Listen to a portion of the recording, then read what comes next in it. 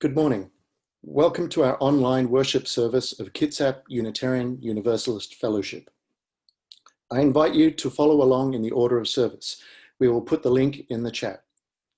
Whomever you are and wherever you have come from, or whatever your comfort level with online technology, for this hour, we are here one gathered congregation and all are welcome. My name is Edward Laws. I'm a relatively recent addition to the congregation and am part of the Call to Settled Ministry Task Force, husband to Kirsten, and more recently, proud father of Ember. Our worship leader this morning is our very own rock star of a minister who has made our ability to worship virtually possible and also make it seem like a piece of cake, Reverend Jessica Starr Rockers. We'd like to welcome any visitors. Please introduce yourselves in our chat box. We welcome more interaction with all during our after-service Zoom coffee hour. The link for our coffee hour will go into the chat next. You will need to use the password coffee with a capital C to be admitted to the coffee hour. The announcements are available on our webpage, www.kuuf.org, or our weekly email newsletter, The Candle. I have this special announcement for you now. Please join us today via Zoom for an adult religious education event at 11:45 after today's service to hear a talk about the November election ballot. Catherine Ahl of the League of Women Voters will explain some of the important issues on which you'll be voting, including Proposition 90 concerning sex education in schools, which is facing organized opposition. The Zoom link for this has been posted online in the Candle and conveniently at the bottom of our online order of service, but also will appear momentarily in our chat section, then again at the end of the service. Note that the passcode is VOTE, V-O-T-E. We would like to start today by acknowledging that the land on which we all live is the Aboriginal territory of the Suquamish, the S'Klallam, and the Skokomish people. They have lived in harmony with the lands and waterways along Washington's central Salish Sea for thousands of years. These tribes still live here and protect the land and waters of their ancestors for future generations, as promised by the Point Elliott Treaty of 1855. Today's service will prove to be a little different, as this service has been built as a UU the Vote from the UUA. We will have an array of speakers from the UUA. This is our denomination's commitment to supporting democracy, and it's exciting because congregations from all around the country are participating, and we will be enjoying the exact same speakers and sharing the same experience with hundreds of other congregations. Nothing remotely like this has been done before, and because we're all online, it's become possible. Now, please enjoy Brian Kenny playing our call to worship, Morning on the Milkweed.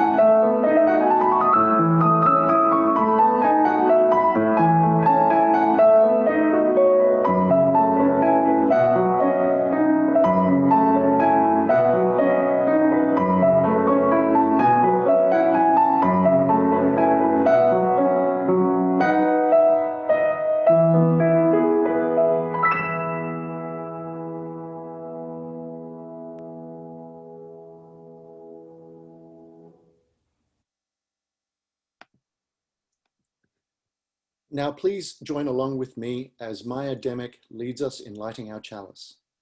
If you have your own chalice or candle at home, we encourage you to light them while her video streams. Then please join us in singing our opening hymn, number 131, in singing the living tradition, also known as our Grey Hymnal, Love Will Guide Us. As an FYI, this tune was named Olympia after Olympia Brown, the first woman to be fully ordained in America in the Universalist Church. Like many before her and many since, she was warned, an explanation was given. Nevertheless, she persisted. The lyrics will appear in the on-screen video.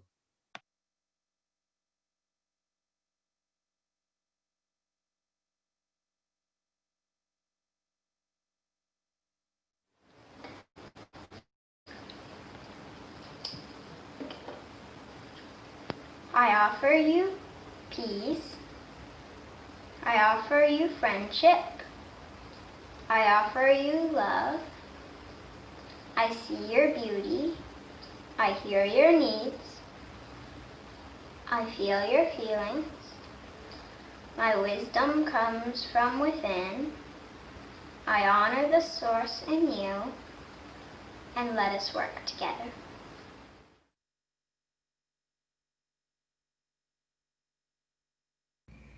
Please join me in singing hymn number 131, Love Will Guide Us.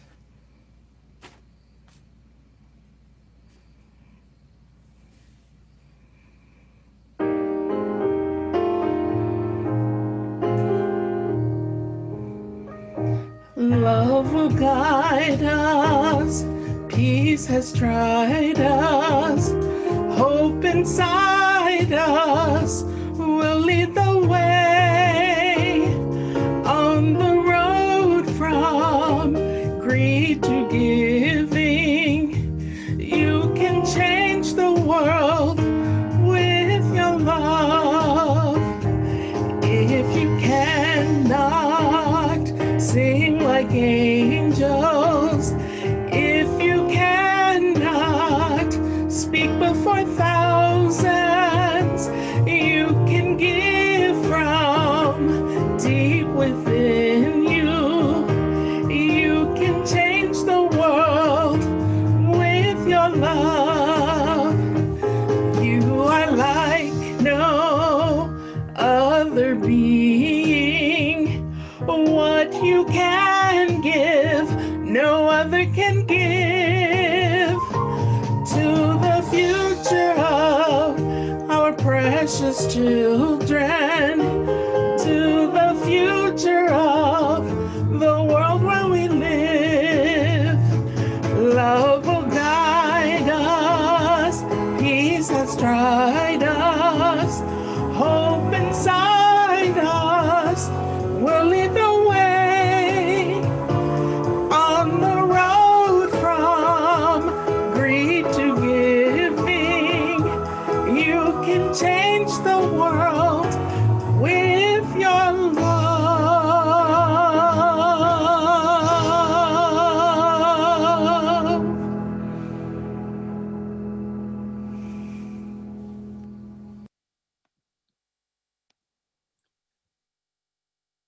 Please join me in the spoken affirmation. The words will appear on the screen. We gather as a caring community, seeking life's deeper meanings. We value diversity and affirm the worth of all living things. We strive to speak truth in love, to act for justice, to grow in spirit, and to care for the earth. We celebrate with open hearts and minds the creative power that sustains and transforms us. Now it is time for our morning offering.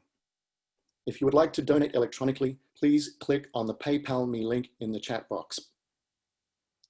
You may then email admin@kuuf.org to let us know if your donation is for the number 1, KUUF General Fund, number 2, the Minister's Discretionary Fund to help our members in need, or 3, our monthly charitable giving recipient for the month of September, which is Kitsap Mental Health Services. You may also send a check to the address on the screen. Please write in the memo line to which of the funds your offering should go. If this is your first time at KUUF, you are our guest, so there is no need to contribute. Let there be an offering to strengthen and sustain our community, which is sacred to so many of us.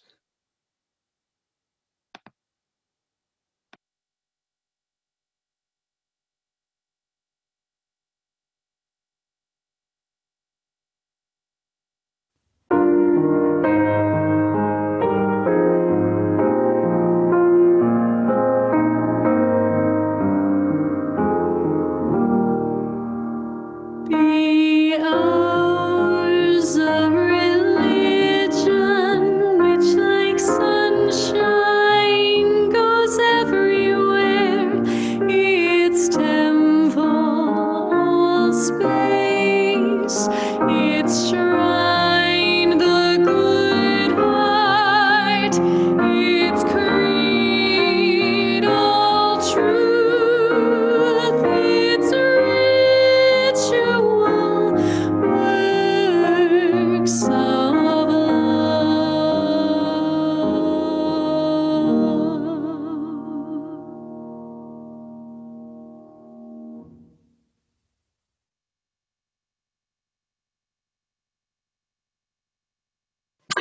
All right, everyone. So gather together because we are going to talk about somebody amazing. Frances Ellen Watkins Harper was born and raised into a free Black family in 1825. Her family lived in Maryland, where slavery was still legal. Being born free in a land where people who looked like you were enslaved was something that inspired both Frances and her family to become abolitionists. When she was very young, both of her parents died, and she went to live with her aunt and uncle. Theirs was an abolitionist household. They worked to end slavery, and they also ran a school where Black children, including Frances, received an education. While still a young teen, she went to work as a housekeeper and seamstress in the household of a Baltimore bookstore owner. Her employers encouraged the inquisitive Frances to use their big library. She devoured books and began to write poetry and essays which appeared in the newspaper. By the time she was 20 years old, her writings were published in her first book, Forest Leaves. In 1850, Congress passed a law that allowed slave catchers to kidnap, enslave, and sell free Black people in states where slavery was legal. Her aunt and uncle fled from Maryland to Canada. Frances fled to Ohio, which did not allow slavery, and then 2 years later to Pennsylvania. In Pennsylvania, she became involved in the Underground Railroad, a movement that helped people escaping from slavery. Throughout this all, Frances continued to write and to publish books of poetry, much of it against slavery. In time, Frances became the first Black woman to earn a living through the use of her words, living modestly and donating much of her income to helping her uncle's work with the Underground Railroad. In 1854, the Maine Anti-Slavery Society hired her to travel all over the Northeast to make anti-slavery speeches. She became one of the most famous speakers and authors of her time. All kinds of people came to hear her speak, but she made a point of not charging Black people admission. Frances was progressive throughout her life. While she wrote and spoke against slavery, she also took other kinds of actions. She refused to wear or eat goods that were farmed by enslaved workers, including cotton and sugar. She wouldn't wear clothes made of cotton or eat food that contained sugar. In 1860, the year that the Civil War began, Frances Watkins married Benton Harper, who already had 3 children. The two had a daughter together, and Frances took time off from her writing and speaking to tend to her blended family.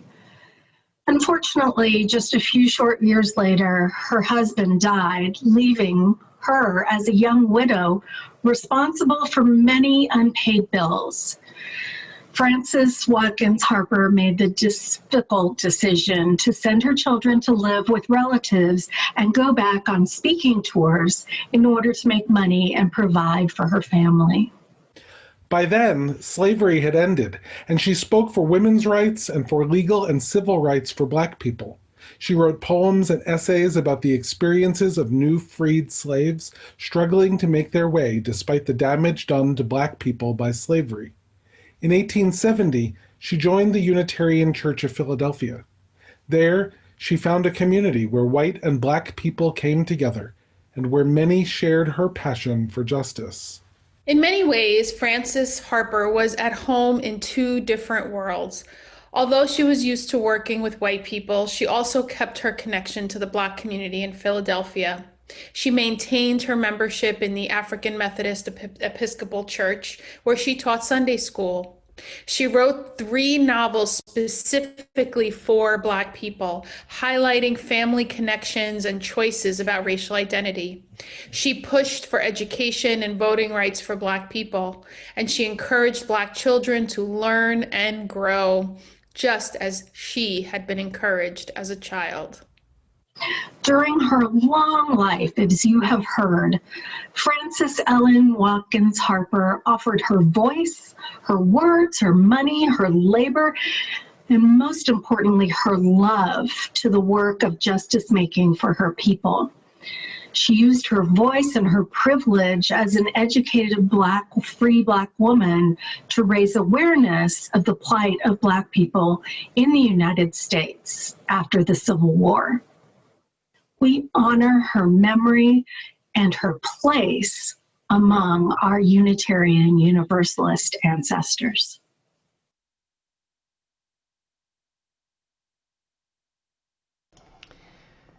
Well, good morning, everybody. I hope that you have been enjoying the service so far. That was such an awesome story about one of our UU ancestors, Frances Ellen Watkins Harper, who fought so hard for the right to vote, a right that we get to exercise in November. And you know what Frances fought to do most of all for herself and for everyone was let her light shine. So I'm going to invite you and everybody who's here with me to sing our song. And we've got a few new lyrics today. So shall we start? Mm-hmm. Okay. This little light of mine, I'm gonna let it shine. This little light of mine, I'm gonna let it shine. This little light of mine, I'm gonna let it shine. Let it shine, let it shine, let it shine. When I go and vote, when I go and vote, I'm gonna let it shine. When I go and vote, I'm gonna let it shine. When I go and vote, I'm gonna let it shine. Let it shine, let it shine, let it shine. Building up a world, building up a world. I'm gonna let it shine. Building up a world, I'm gonna let it shine. Building up a world, I'm gonna let it shine. Let it shine, let it shine, let it shine. This little light of mine, this little light of mine, I'm gonna let it shine. This little light of mine, I'm gonna let it shine. This little light of mine, I'm gonna let it shine. Let it shine, let it shine, let it shine. Let it shine, let it shine, let it shine. Thank you. Thank you, everybody. New lyrics, new hand movements. Very exciting. Well, now is the time in our service where we share our joys and our sorrows.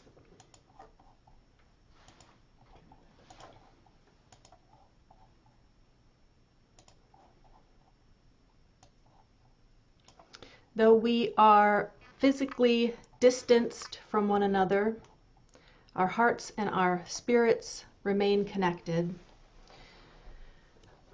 When shared together, our joys are amplified and our sorrows lessened.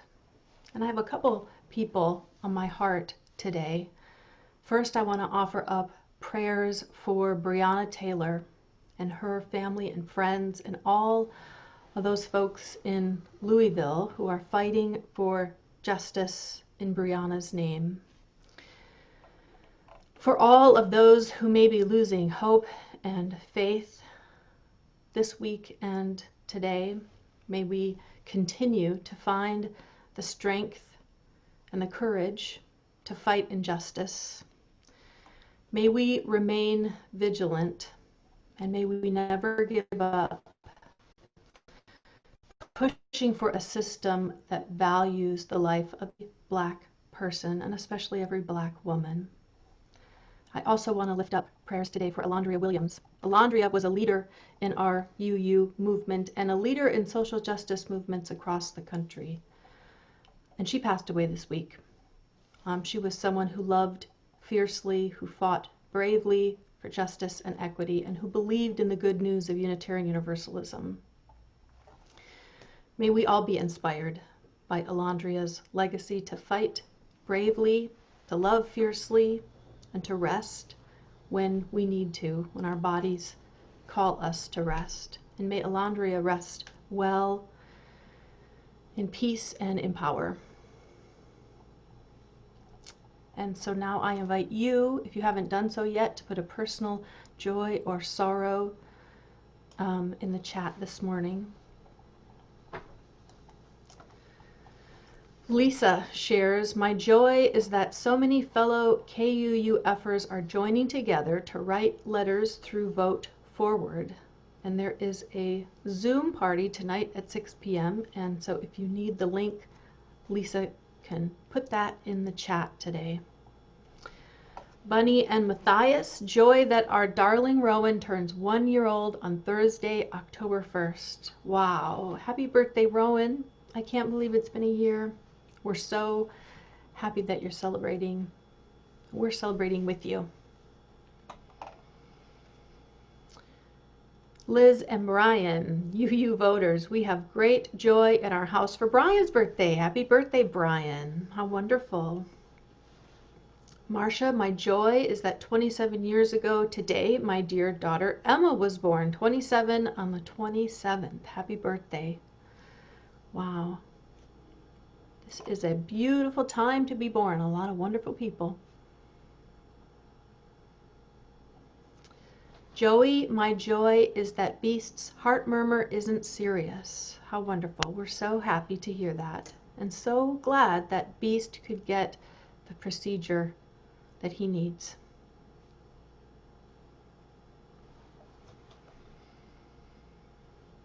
Bonner shares a concern for a longtime Sam's family friend who faced an appendectomy this past week. Prayers going out to your family friend, Bonner.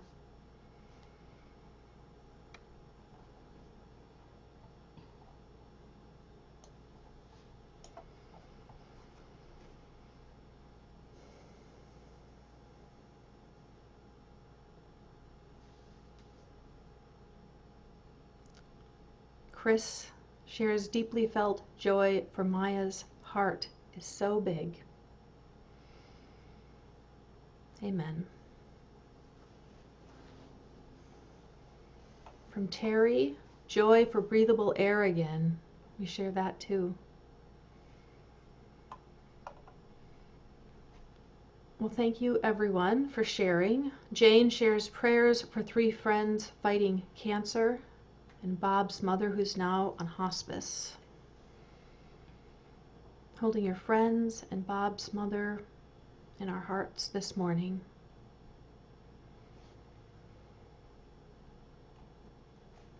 Jessica shares for TJ and Nathan and Lucy.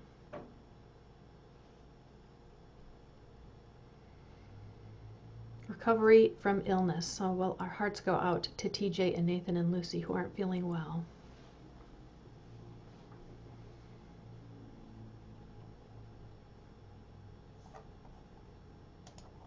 Well, thank you everyone for sharing. May you who shared this morning feel the love of this community holding you close, surrounding you. And for all those whose joy or sorrow is too tender to share, our hearts are with you. May the spirit of life and love bring peace to us all. Amen, and blessed be.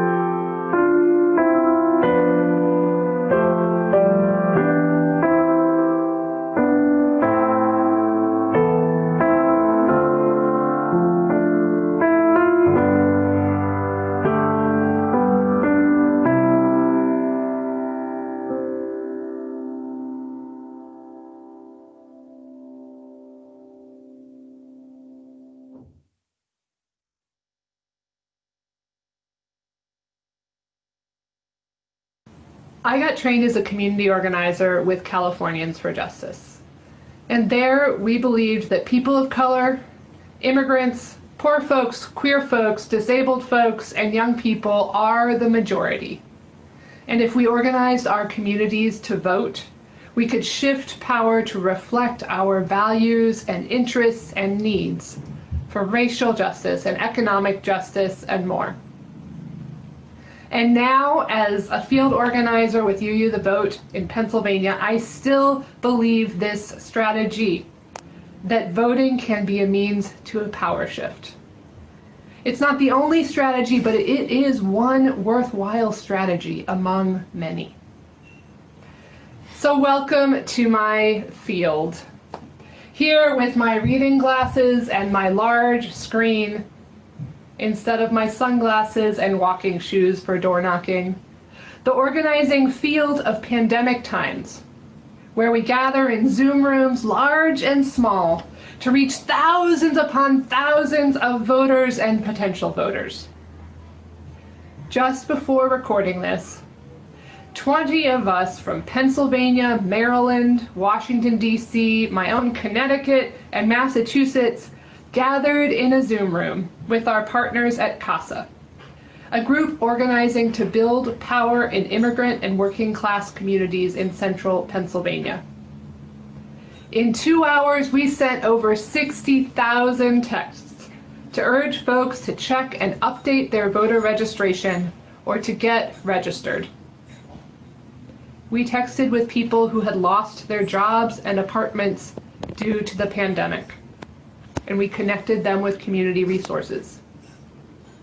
We texted with someone who is homeless and helped them get the information they need to be able to register to vote.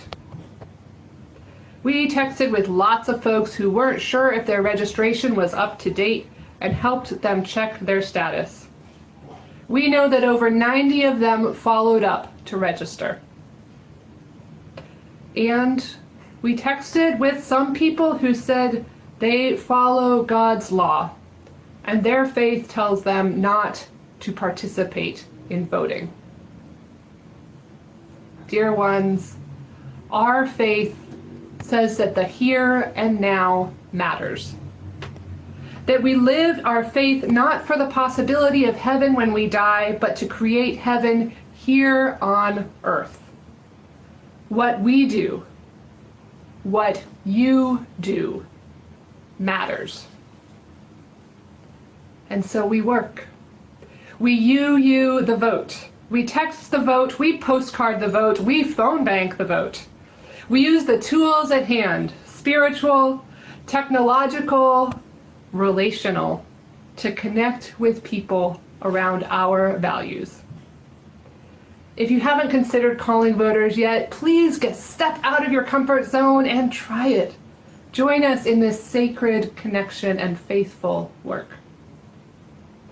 There is so much to do, and so little time before the election. And there is so much to do after the election, because we are in this not to elect a particular person, but to shift power to reflect our faith, our values, so that we can keep organizing for a world where every person is loved, sheltered, valued, and has what they need to thrive. A single honeybee makes just 1/12 of a teaspoon of honey in its lifetime. It takes 70 honeybees just to make my morning tea. Like honeybees, it is up to each of us to do our part. Let us be honeybees. I ask you to do your 1/12 of a teaspoon. Perhaps 2 hours or 10 hours of work. Together it adds up to a whole lot of honey. I invite you to come join us in the virtual field. Make your small bit of honey so that together we as Unitarian Universalists can make gallons and gallons of impact.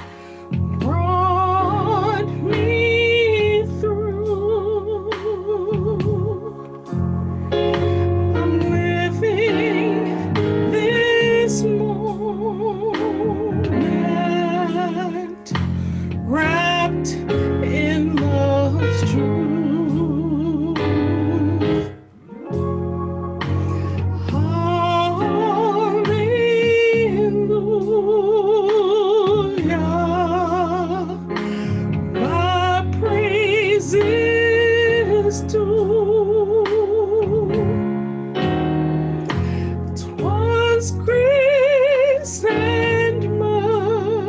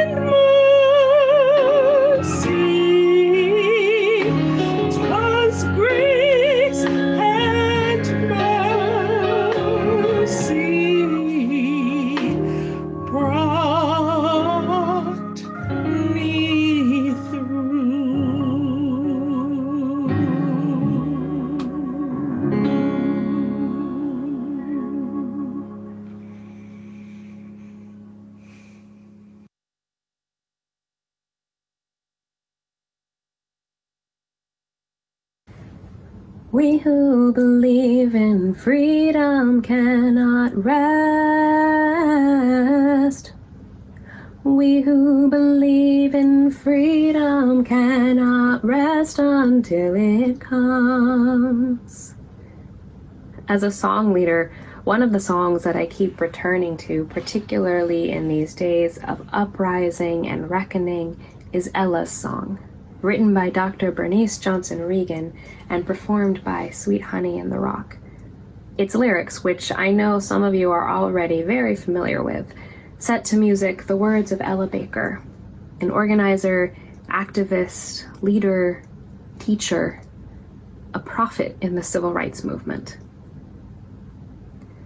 Until the killing of Black men, Black mothers' sons, becomes as important to the rest of the country as the killing of a white mother's son, we who believe in freedom cannot rest until it happens.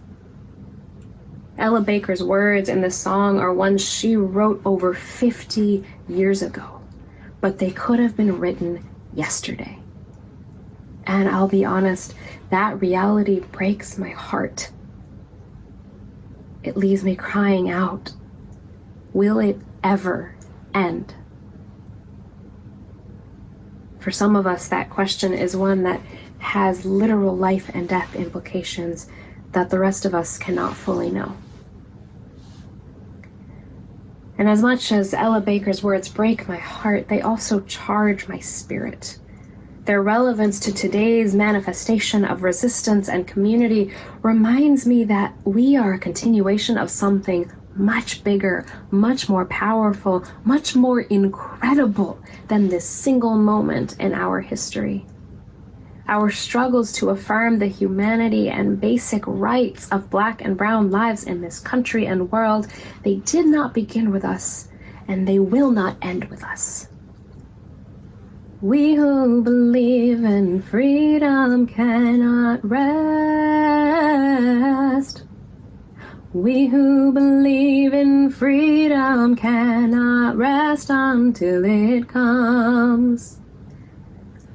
Now, I admit it took me several years of singing these words to realize that Ella Baker probably wasn't telling me, Renwadi Mustafa Taha Hamami, personally to never rest.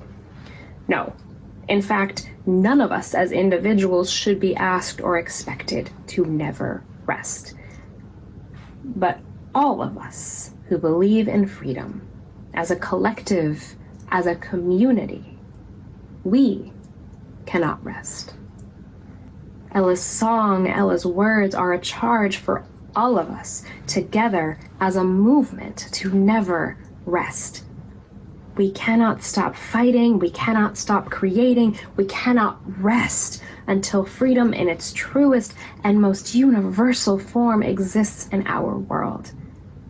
Our faith as Unitarian Universalists who don't all agree on what happens after this life can all believe that what happens in this life matters so deeply that we have been called heretics, broken unjust laws, and probably gotten ourselves on more than one government list to make it known that we will not rest until freedom for every last one of us comes. And to be that unceasing, everlasting, perseverant, irritatingly prophetic movement that never rests, we need to reaffirm, deepen, and reaffirm our connections to each other as Unitarian Universalists. To remember that if we do this work together, we can not rest.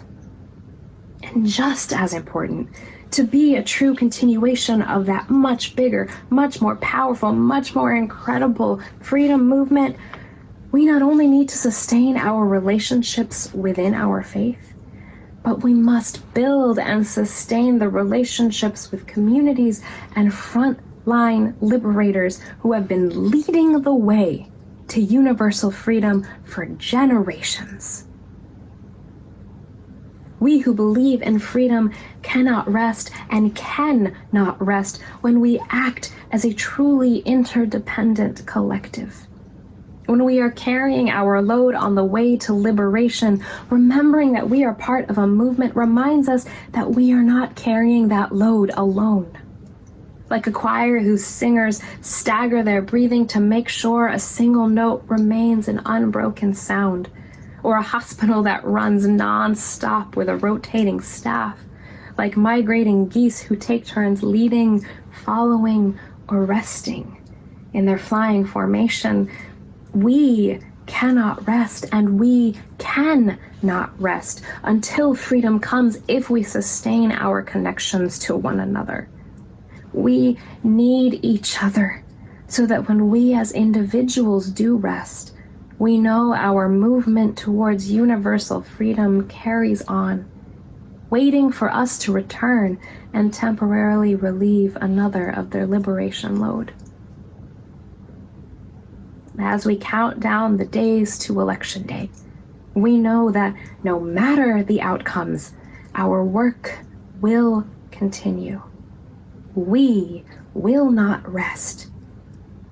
We can not rest if we take care of each other and our shared vision for universal freedom that is possible, knowing that each and every one of us is doing the same for all of us, and knowing that our collaboration in this moment is a continuation of a movement that knows there will come a day when we, all of us who believe in freedom, can finally rest. We who believe in freedom cannot rest. We who believe in freedom cannot rest until it comes.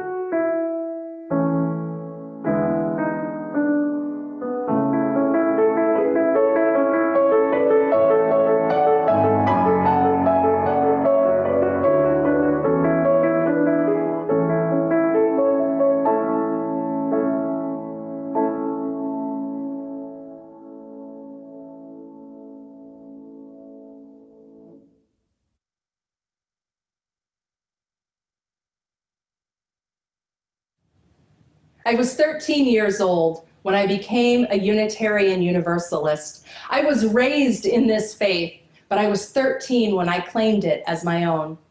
It was a Sunday afternoon, and I was waiting for my parents to finish their committee meetings after service. All the other kids had left, and I was bored. I wandered into the visitor's corner, and a little red wallet card caught my eye. It said in bold letters on the front, "What do Unitarian Universalists believe?" My 13-year-old self wondered, what do Unitarian Universalists believe? As I read the 10 statements written by the Reverend David O. Rankin, in my heart, in my soul, as I read those words, I said, yes, this is what I believe. One phrase in particular planted itself in me like the deepest truth, and I never forgot it. We believe in the motive force of love. It was in that moment when I knew that this was my religion. I start with this story to ground the work of UU the Vote in our theology, which is its foundation and its inspiration. This year marks the 250th anniversary of what we celebrate as the beginning of universalism in the United States. It was on September 30th, 1770, that Universalist John Murray preached his first sermon on this continent. And the truth that I read in that little red wallet card, the truth I've never forgotten, is the message of universalism. 250 years ago, in the context of religious notions of God rooted in punishment, damnation, and the division of humanity between worthy and unworthy, saved and damned, the idea of universal salvation, that God's love is unconditional, that no one is cast out, and that salvation is not individual but collective, was radical and liberating. Universalism proclaimed that humanity was bound together in a common destiny, and that love is the thread that binds each of us to the other and everyone to creation. Universalists believe that God is love. They also believed in hell. They just believed that it existed here and now on the earth. The great Universalist preacher Hosea Ballou was clear about how politicians and those in power used fear, stoked fear, to protect their greed and corruption and self-interest, and he knew the suffering that resulted from that. Rather than speak of theology in terms of speculative notions of God, Ballou spoke of it in terms of human experience here and now and our relationships to each other. A society that lives out the motive force of love would be one that fosters joy and liberation and thriving for all people. This is the highest calling of our faith as Unitarian Universalists, to live out, defend, and embrace this motive force of love in our lives, in our actions, in our commitments, and in our society. This is why UU the Vote says, vote love. Today, in our context, we are witnessing the emboldening and authorization of ideologies rooted not in love and interdependence, but in domination, authoritarianism, and dehumanization. And just to be clear, this is not new. It has a long and deadly history on this continent, going back more than 400 years. And yes, even our Universalist ancestors came from that same lineage of Christian European conquest and limited the vision of universalism only to white society, a limit that we are still trying to redeem ourselves from. It is dehumanization that creates systems that put children in cages, that deny health care to our transgender siblings, that allow police violence and the murder of Black people to continue unabated and without accountability. Dehumanization that allows triage protocols that devalue the lives of disabled people and that lead to systemic divestment from communities, the resources from housing to education, healthcare to jobs, and the criminalization of poverty. Just as Hosea Ballou named it, the tool of dehumanization, its propaganda is fear. Propaganda that tells us to fear our neighbor, that we are not family and kin, but enemies. This is the exact opposite of our theology of universalism that tells us that we have a common destiny and we are connected to one another in love. This is why UU the Vote says vote, love, defeat, hate. And while the forces of dehumanization and domination have always been a part of US history, so too have been those who have resisted and organized for the values of dignity, equity, humanity, and love. These days are heartbreaking, they're infuriating, and they're frightening. On days when I lose my own strength, I turn to the words of Alice Walker, who reminds us, we remember our ancestors because it is an easy thing to forget, that we are not the first to suffer, rebel, fight, love, and die. The grace with which we embrace life in spite of the pain and the sorrow is always a measure of what has gone before us. We remember our ancestors, theological, familial, and in movement. We remember Francis, Ellen, Watkins, Harper, Hosea Ballou, John Brown, Sitting Bull, Ida B. Wells, Dr. King, Anne Braden, and so many more whose names history does not remember. Those who struggled and risked and fought and loved for the principles of justice, equity, liberty. This is why in UU the Vote, we say vote love, we say defeat hate, because dear ones, we are on a precipice. Every single one of our most deeply held values is on the line right now. The current powers in government are showing in everything they do that the inherent worth and dignity of so many immigrants, Black people, disabled folks, trans and queer people does not matter to them. Human agency, interdependence, the democratic process are being disrupted and defiled daily.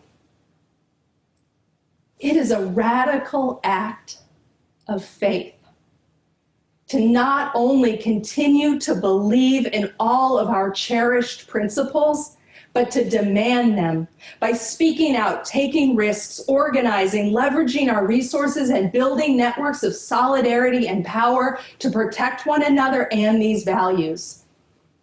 We are on a precipice, and our actions right now will affect whether we have a chance to continue to bring our bold values forward, to rebuild, expand, and strengthen our democracy, to confront police violence, to upend racial inequity, to change divestment from communities, and make moves to protect the climate. Now is the time to draw on the grace, the courage, and the strength of all those who went before, to widen our comfort zones, and to do all we can to vote, love, and defeat hate. If you haven't taken any form of action yet, sign up for a shift with UU the Vote. I can tell you that it's fun. And if you've written postcards to voters, but you feel nervous about phone banking, do it with your fellow UUs. And if you've been all in with UU the Vote from the beginning, keep it up and start planning for how you will show up and organize after November 3rd.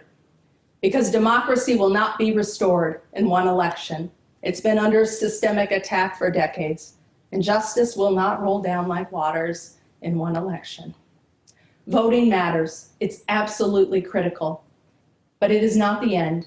It is just one piece of the long haul work of organizing for a future where all are free and where all can thrive. Will you show up in the streets, set up to contribute to a bail or legal assistance fund, open your church building to protesters needing refuge from state repression, tap into your own endowment or discretionary funds to make sure that grassroots organizers have the funds they need for their work? There is so much to do. And our faith calls us to love more radically, to give more generously, to believe more fervently that another world is possible, and be willing to be all in for that future. As you've heard me say many times before, this is no time for a casual faith, no time for a casual commitment to what you hold most dear. And this is no time to go it alone. Friends, we are in this work together. I invite you to be deeper in this work of UU the Vote with us. May we remember that we are held by love always. May we remember that we are held by and with one another. And may we all together be all in today, tomorrow, next month, and next year for justice, for love, for democracy, and for a future that is free and thriving for all people. May it be so.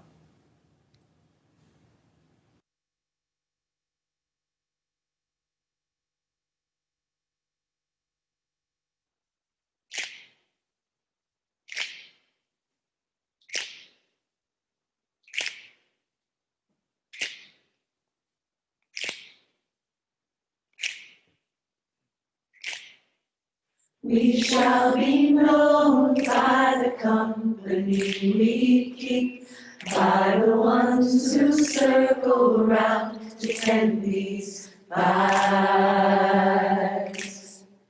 We shall be known by the ones who sow and reap the seeds of change alive from deep within the earth. It is time now. It is time now that we cry. It is time we lead ourselves into the well. It is time now, and what a time to be alive in this great turning. We shall learn to lead in love. In this great turning, we shall learn to lead in love. We shall be known by the company we keep, by the ones who circle round to tend these fires. We shall be known by the ones who sow and reap the seeds of change alive from deep within the earth. It is time now. It is time now that we thrive. It is time we lead ourselves into the well. It is time now, and what a time to be alive in this great turning. We shall learn to lead in love. In this great turning, we shall learn to lead in love. In this great turning, we shall learn to lead in love. In this great turning, we shall learn to lead in love.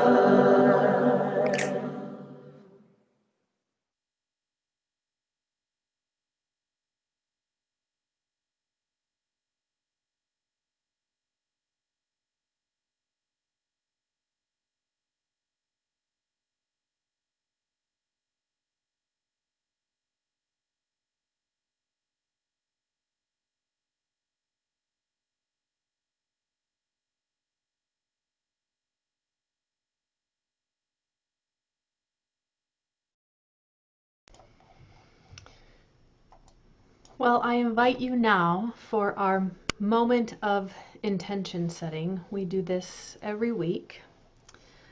I invite you to set your intention, and I hope that you have been inspired by this service offered to us from the UUA. So choose your word for the week ahead or the weeks ahead. You can choose a word or a phrase. If you feel called to, put it in the chat and I will read them aloud. And I think my word for this week, or my words for this week and the weeks ahead, is fearless thriving. Fearless thriving. Commitment to love and nonviolence. Determined diligence and vigilance.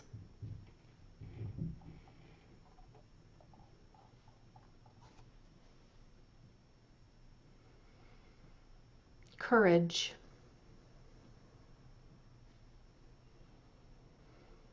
Keep breathing.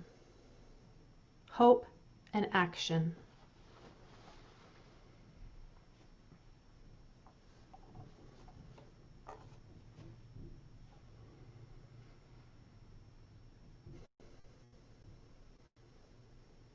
Interdependence and nonviolence, ahimsa.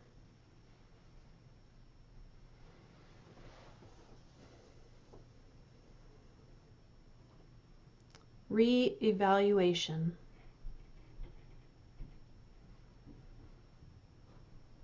Think, love, vote. Determination, responsibility, commitment, and action.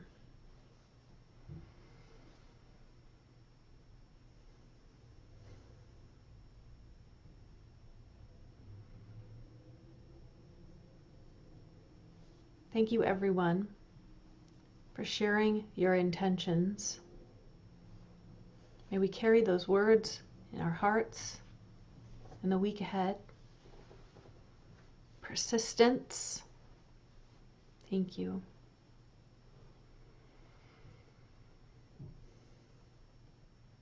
And now it is time for our closing hymn, number 1017, from Brian and Elena and Mike, pardon me. We are building a new way.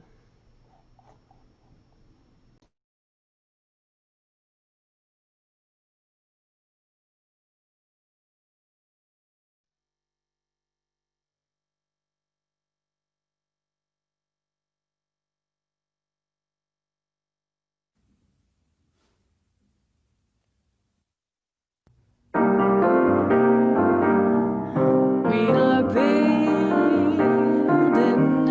a new way. We are building a new way. We are building a new way. Feeling stronger every day. We are building a new way. We are working to be free. We are working to be free. We are working to be free. Free of hate, greed, and jealousy. We are working to be free. We can feed our every need. We can feed our every need. We can feed our every need. Start with love, that is the seed. We can feed our every need. Peace and freedom is our cry. Peace and freedom, that is our cry. Peace and freedom is our cry. Without these, this world would die. Peace and freedom is our cry.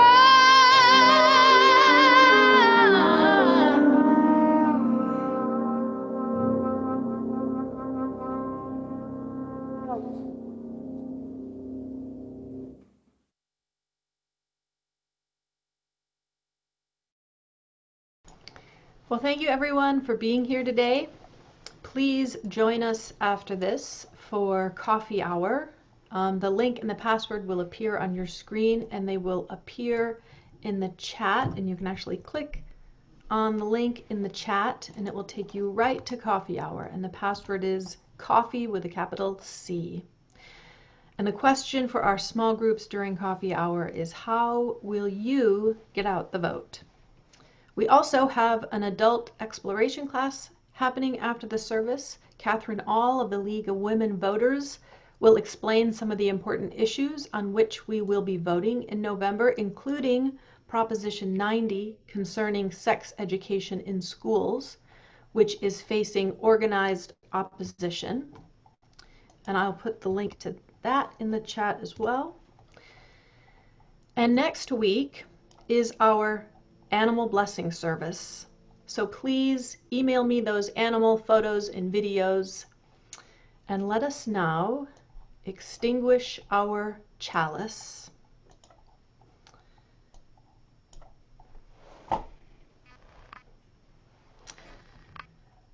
Though the flame is extinguished here, it remains burning in our hearts, a flame of hope, a flame of justice, a flame of love. May we do all we are called to do in the weeks ahead to keep that flame burning bright. Amen. Ashe, may it be so.